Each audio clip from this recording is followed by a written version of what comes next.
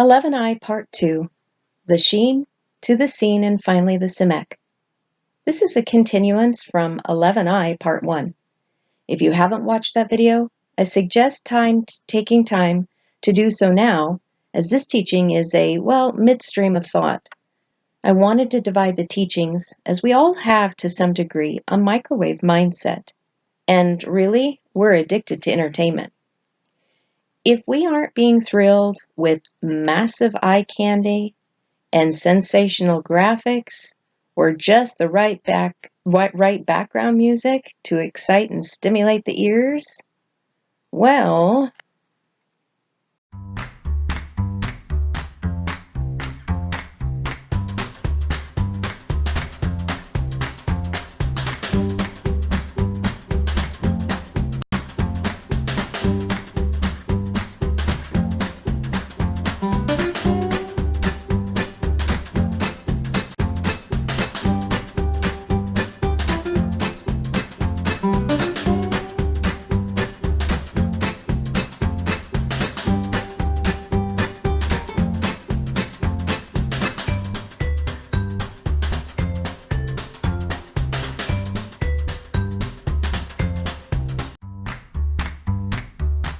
we tune out and turn it off.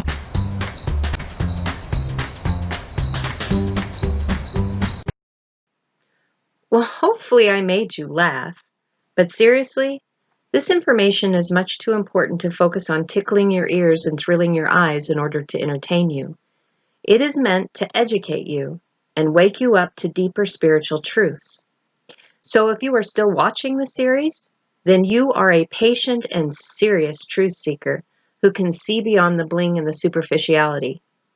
By the way, when I was much younger, I remember the first microwave our family purchased. I believe that rolling these technologies out actually affected our consciousness and how we perceive things. A microwave mindset means that we are so used to having things done in a quicker fashion that we have a serious case of impatience, therefore reducing our attention span. Just like microwaving water versus waiting for it to heat up in a tea kettle, creating a decreased attention span. And by the way, on that, I'm pointing the fingers right back at myself. So what happened to patience being a virtue? We will be picking up where we left off in the previous teaching, and we will be looking at John chapter 10, verse 30. The last word in this verse is translated as are, but it also is inclusive as we. Interesting to note that the root of this word is the same as the first word, ana, and ana is the root. These two words have the same meaning, but notice how the word morphed and it activated from a static status to the active, from ana to chanan. The only letter that is remaining from this root is the letter nun. I find this very interesting. This is implying that the family of teachers, taking away the aleph since it isn't in the last word, they aren't doing this, but rather you are through your daily choices while in the flesh. This is also a Hebrew word, chanan, which is a primitive root meaning properly to bend or stoop in kindness to an inferior, to favor, bestow, and causatively to implore, which could be seen as move to favor by petition. Let's look at this word through its constituent letters in interpretation. It is through the choice of setting ourselves apart from sin through the covenant, in the activity of life, by what we do for propagation, choosing either that which elevates the flesh spiritually or keeps it grounded in worldly and material things. It is through our struggle, meant to produce humility, that the Father can stoop in kindness and bestow favor as he has been moved by our petitions. In other words, this is reaffirming Proverbs 28:9. If we hear and do the commandments, Shema, by what we do through the activity of life, our fight with the material world in choosing the spiritual, He hears our petitions and prayers and releases favor upon us. The more we choose the spiritual path over being locked down in the material, the more we become one with the Father and Son, unified and united, opening the door of favor and blessings in our lives. I must make another side note here and clarify something. Just because I'm suggesting a return back to the Book of the Covenant and not the Book of the Law does not mean that I am stating that we must pick up Judaism. It's just the opposite of that. Judaism is a completely different religion. Modern-day Judaism is based on the teachings of the Talmud. The Talmud is all Jewish thought and aspirations, serving also as a guide for the daily life of the Jews. It contains the teachings and opinions of thousands of rabbis, dating back from before the Common Era through the 5th century on a variety of subjects, and is the basis for all codes of Jewish law and is widely quoted in rabbinic literature. These are books full of laws written by men, the rabbis, whom if 10 were in agreement in making a new law, their law would override the Torah commandments, making it their own to supersede Father's commandments. The Talmud was written while they were in captivity after Babylon conquered them, and has been their basis in law ever since, although they had an earlier version called the Jerusalem Talmud. These are what are known as fence laws, which are an extra layer of protection, so that if followed, no one could break the Torah. It would be impossible. These are laws to the extreme, but they're also laced with perversion as well. Today, they may read from the Torah in their synagogue, but follow the Talmud in their living practices as the law that they are in bondage to.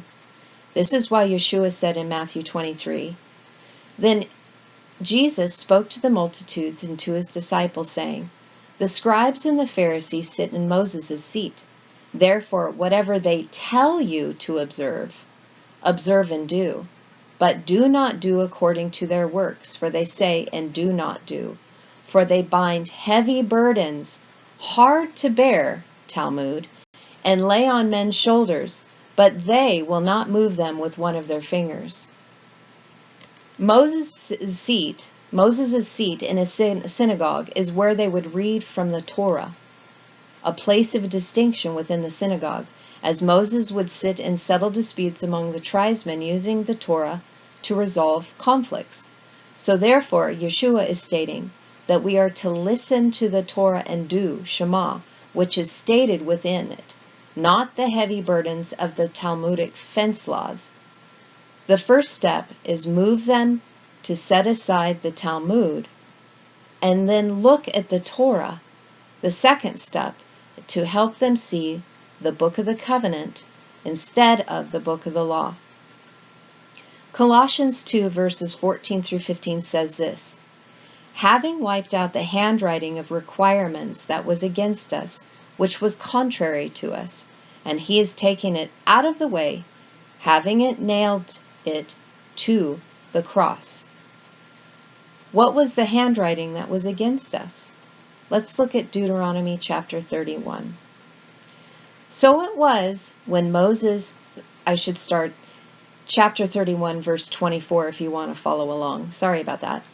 So it was when Moses had completed writing the words of this law in a book, when they were finished, that Moses commanded the Levites who bore the ark of the covenant of the Lord, saying, "Take this book of the law and put it beside the ark of the covenant of the Lord your God, that it may be there as a witness against you.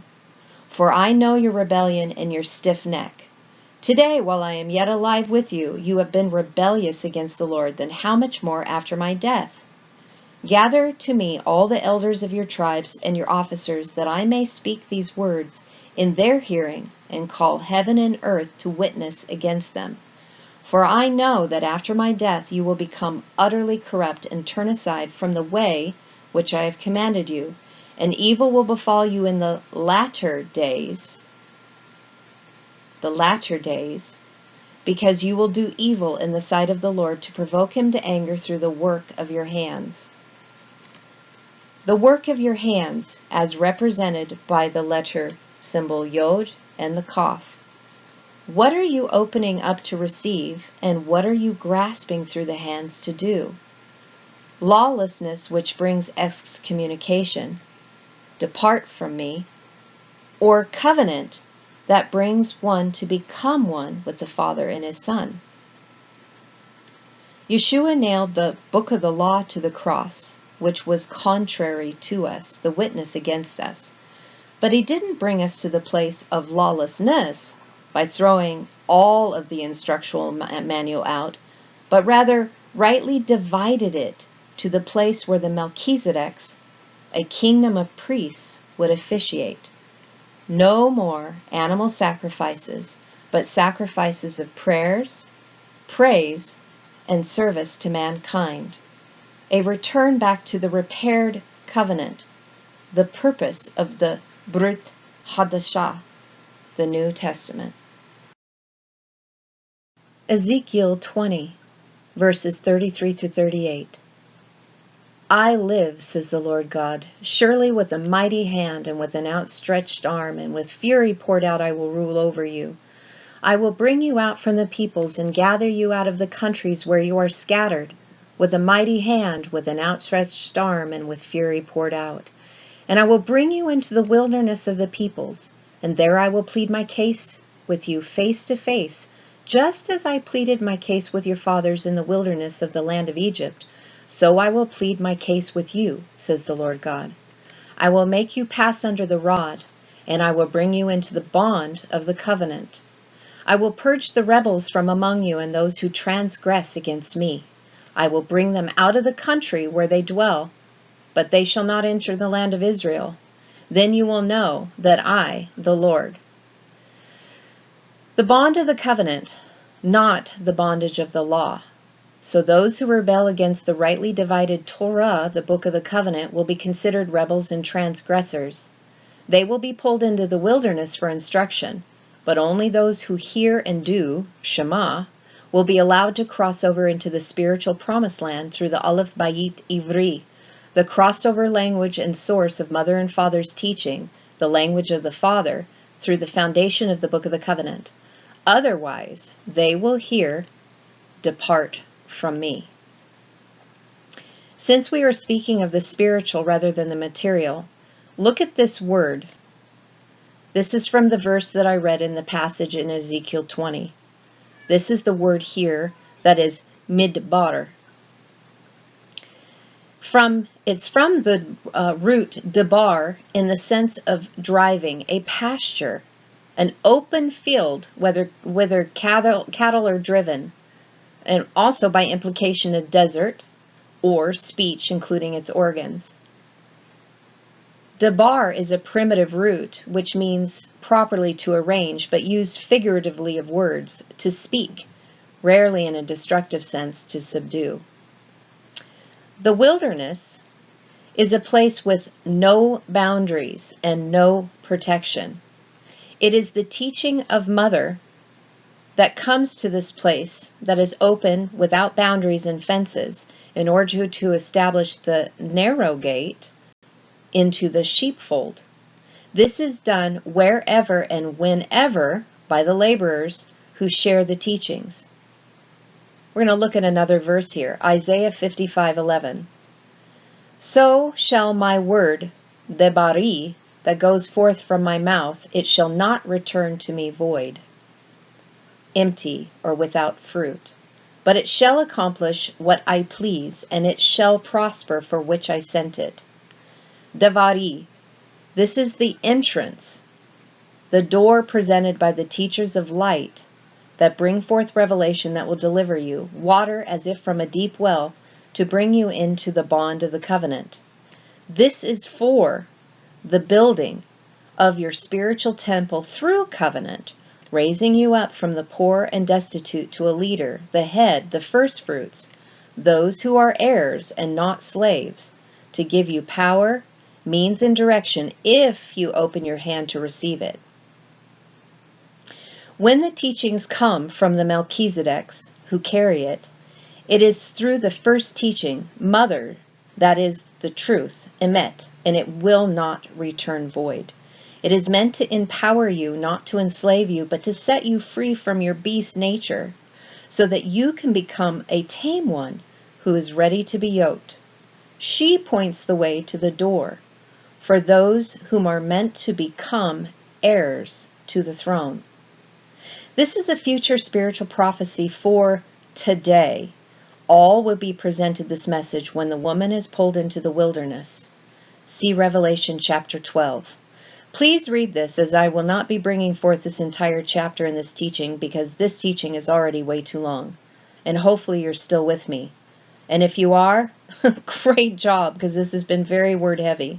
Suffice to say, verse 17 says, "And the dragon was enraged with the woman and went to make war with the rest of her offspring, who keep the commandments of God and have the testimony of Jesus Christ." These teachings may come to you in a desert season, but it will make the desert bloom. See Isaiah 35.